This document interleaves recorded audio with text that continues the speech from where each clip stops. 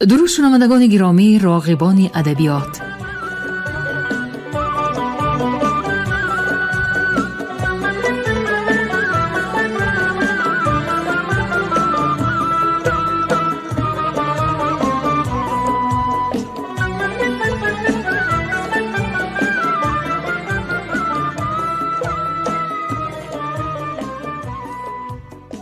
به توجه شما عزیزان، آثار مکمل یکی از شاعران حوزه ادبی عصر 19 بخارا، شمس‌الدین شاهین، تحت عنوان کلیات شمس‌الدین شاهین در قرائت کارمند شایسته تاجیکستان علیزاده عبدالرشید خوجمقل بشنوید. گفتار نهم.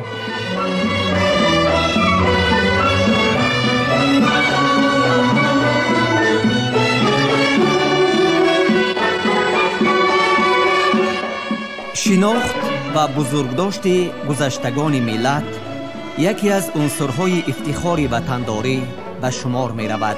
از این رو اقدام پرزیدنت جمهوری تاجیکستان محترم امامعلی رحمان در مورد رو آوردن به گذشته فرهنگ ملت در رابطه با درک مقام گذشته و امروزه تاجیکان در گسترش تمدن بشری شایسته تحسین است.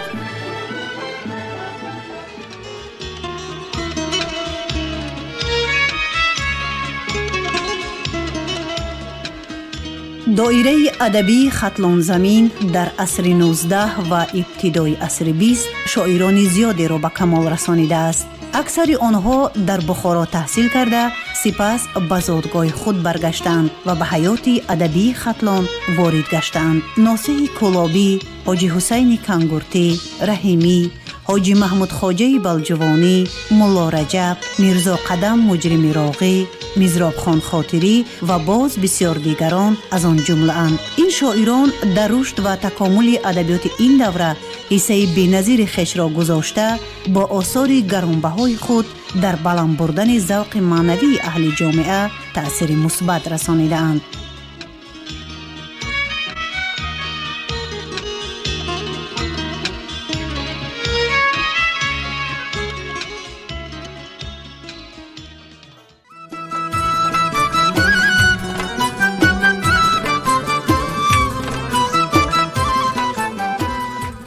شمس‌الدین شاهین از ستاره‌های درخشان ادبیات فارس و تاجیک آخر عصر 19 می باشد که نام او به واسطه نام پدرش ملا امان که از دانشمندان و مدرسان مشهور بخارا بوده است با نام کولابی علاقمند است.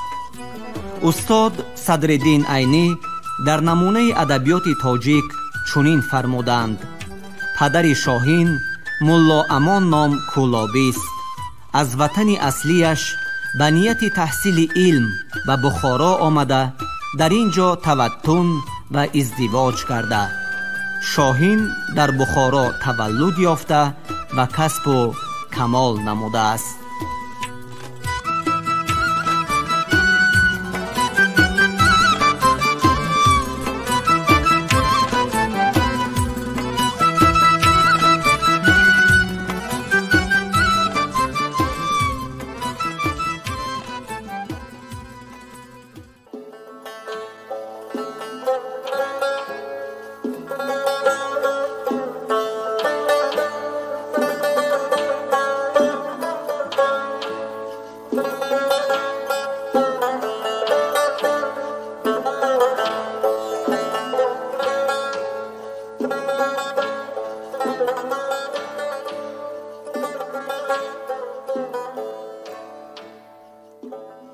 چشمی بد مستی تو گر قصدی هلاکم دارد،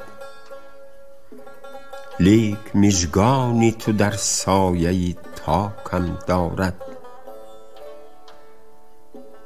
ذوق گل کردنی حرف از دهنت می ریزد،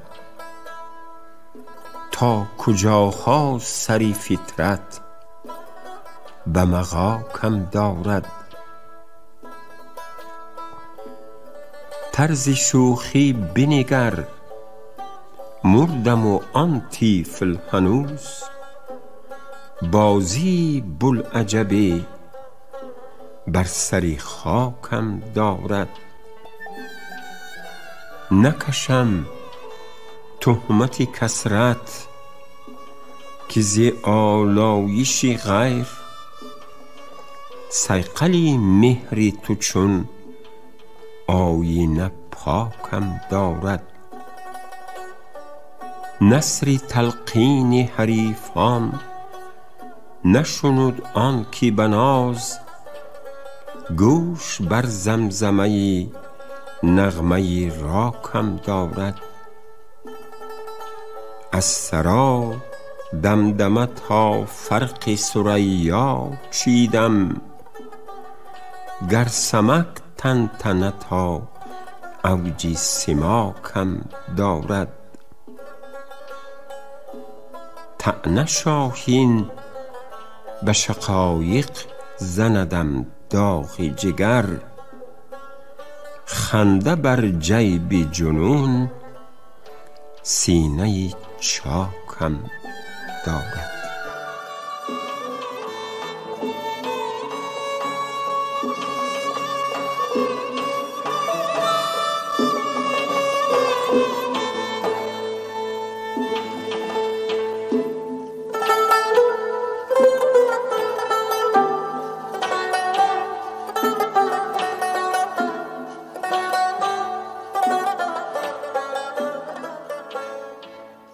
چه جفاها که به من آن بتی طناز نکرد، جورگی با دیگران کرد و به من ناز نکرد.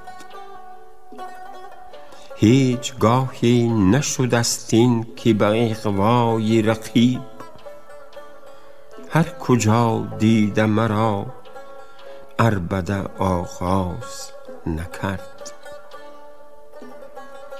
پنجه تالی من مانده مگر در ته سنگ، که شب تگمه آن بند قبا باز نکرد. در خمی طره شبرنگ دلم را چو الاغ، چه تقیم ها که همان ترکی چپنداز نکرد. نقش مطبوعی تو مانی نتوانیست کشید، طره حور اگر جای پری قاز نکرد. آنچه چشم و لبت آموخته هاروتی مسیح، زین ممر شعبده و زین قبیل جاز نکرد. به خریداری وصلی تو ز بس کم بغلم، من سودا زده را کس به خودن باز نکرد. طالبی نیست که آن حیلگر از وعده خام، بوسه داده به نیرنگ و شتل گاز نکرد. نفسی نیست که در باره خسرو شاهین، از ته جان و دل آهنگ دعا ساز نکرد.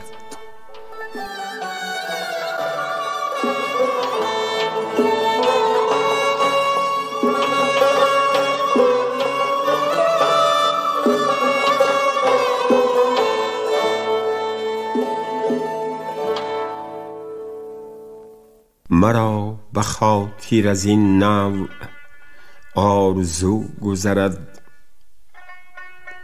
که از نیام توام تیغ بر گلو گذرد. مرا به سر میان تو نیست حد وقوف، اگرچه دقتی اندیشم زمو گذرد. همیشه پیش کمان تو می نهم سر خویش، مگر خدنگ تو روزی از این کدو گذرد. مرا ز فیض بزرگان بود توقع از آن، که آب بحر تلاطم کند به جو گذرد. به چنگ محتسب افتد اگر گریبانم، مباد دست من از دامنی سبو گذرد. از این زیاده مکش اره بر سرم گردون، روا مدار که نخل من از نمو گذرد. سزد به خویش تفاخر کنی از آن شاهین، کم است چون تو سخن سنجی نکته گو گذرد.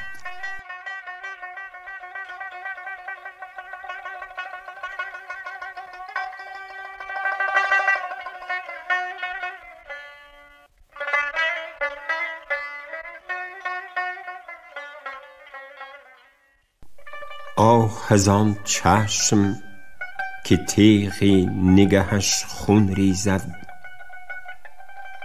خون کند صد دل و از هر میژه بیرون ریزد. بی تو بازآی که در کنج غمم خونی سریشک، از سری هر میژه ماننده جیحون ریزد. حسن لیلی گر از این قسم کند پرده دری، روزک ناشده آبی رخ مجنون ریزد. اشک خود تا نشود فاش به مردم رازم، می کنم حفظ ندانم به چه افسون ریزد. قامتی خم شده بر قطع حیات است دلیل، سقف کاشانه اگر بشکند استون ریزد. جز به می داغ ریا را نتوان شست از دل، که نه چرکیست که از جامه به بیرون ریزد. راست بر ساغری عشاق تو خواهد افتاد، سنگ هر حادث از این گنبدی واشون ریزد. از دلی سوختم کاش کند میل گزک، آن که در ساغری زر باده گلگون ریزد. بی سبب نرگسش از خواب به شب باز نشد، خواهد این ترک که خونم به شبیخون ریزد. هر کسی دیده سوادی قلم شاهین را، واله گردد که دیگر طرح و چه مضمون ریزد.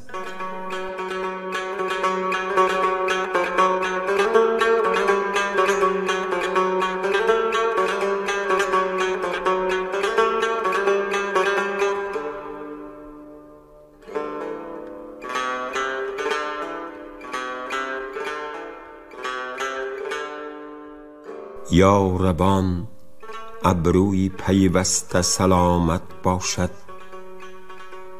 رخی چون گل لبی چون بسته سلامت باشد. وقتی آن شد که خطن در لبی تو جای گرفت، چشمی شهلا به منی خسته سلامت باشد. گر ز ما کم بغلان آن بتی سرباز گریخت، روز مشقی ته گل دسته سلامت باشد. روزک دامنی وصلی تو فتد در چنگم، گر لبی حوض و سری رسته سلامت باشد. گو میفکن به سرم سایه دگر سرو سهی، با من آن قامت برجسته سلامت باشد. می کشد بر ستم و جور که آید ز فراق، گر به شاهین دل خون بسته سلامت باشد.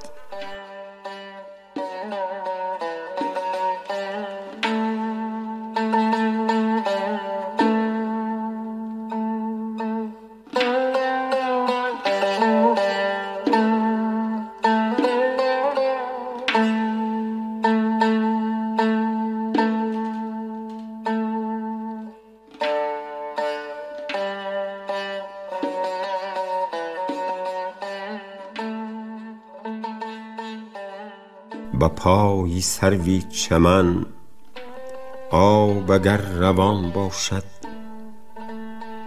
روان به پای تو ای سروی من روان باشد. محبت تو بود اندرون سینه مرا، بدان مثابه زر اندرون کان باشد. به هیچ جا نرسد ناله‌ای که موجب آن، جفای نرگسی مکحول دلبران باشد.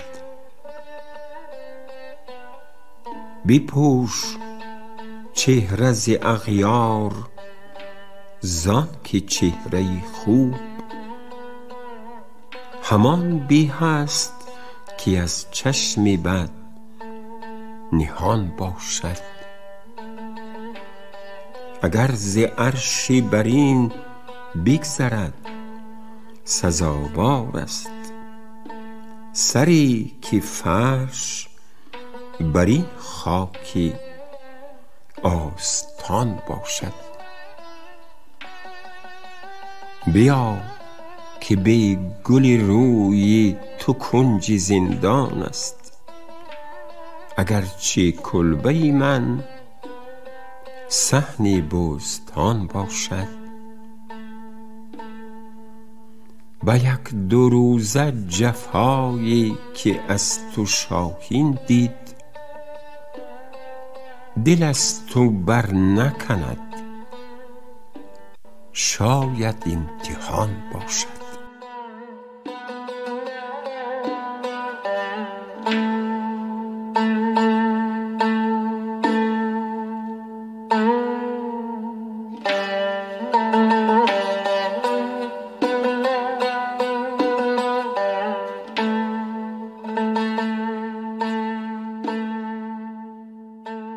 می مغانه به بانگ چغانه خوش باشد، مرا به این دو فراق از زمانه خوش باشد.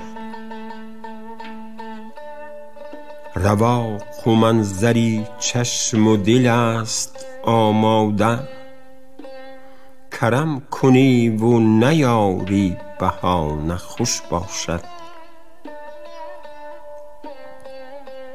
اگرچه باد به دستم ز طره تو، ولی فتاده است چو در دست شانه خوش باشد. چه غم به خالی توام از خطت که صید حریص به زیر دام بود گرچه دانه خوش باشد. چو آفتاب که شد روشن از میان سحاب، خط از دو سو و رخت در میان خوش باشد. مرا توقع کام از کمان ابروی توست، رسد چو تیر امل بر نشان خوش باشد. به شعر من سیله توست وعده های دروغ، ز تو فسون و ز شاهین فسان خوش باشد.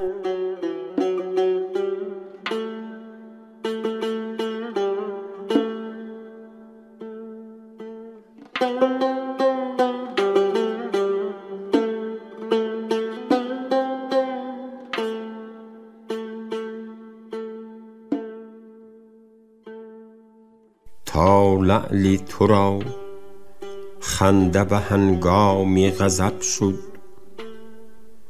خون گشت گریه بست به تبخال لقب شد. از مرگ رقیب این همه غمگین نتوان بود، بادا به فدای تو که گر مرد عجب شد. سر تا قدمم آبله جوشید در این راه، تا پای من آسوده ز تشویش و تعب شد. من از عجمی شکوه ندارم که به خوبی، غارتگری جان و دلم آن ترک عرب شد. هر لحظه 200 شیشه شکستیم ز مستی، بیهوشی ما گرمه بازار حلب شد. جز رنج تحسر نبرد راه به مقصود، هر کس که در این بادیه بیهوده طلب شد. شاهین طمع بوسه نمودیم برآشفت، بیرون مگر این شیوه ز قانون ادب شد.